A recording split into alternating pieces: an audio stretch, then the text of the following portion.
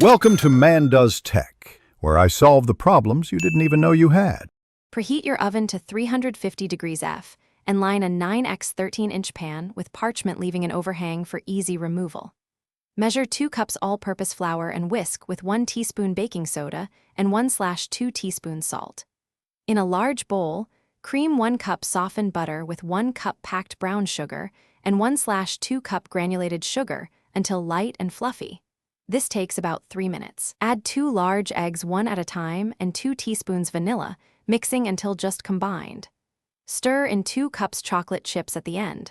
After creaming and adding eggs and vanilla, stop mixing as soon as the dough looks uniform to avoid overworking gluten.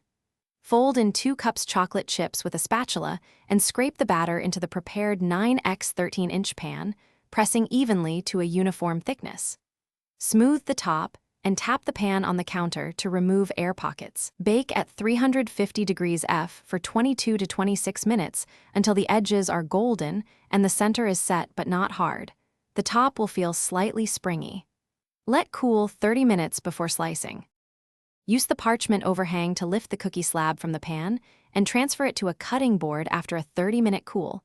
Cooling completes the structure, so you get clean slices. For uniform pieces, cut into 24 bars by slicing 6 across and 4 down, wiping a sharp knife between passes. Store bars in an airtight container at room temperature up to 4 days or freeze for up to 3 months wrapped in plastic and foil. To serve warm, microwave a single bar 10 to 12 seconds or reheat at 325 degrees F for 8 to 10 minutes. Thanks for watching. If you found this helpful, don't forget to like and subscribe.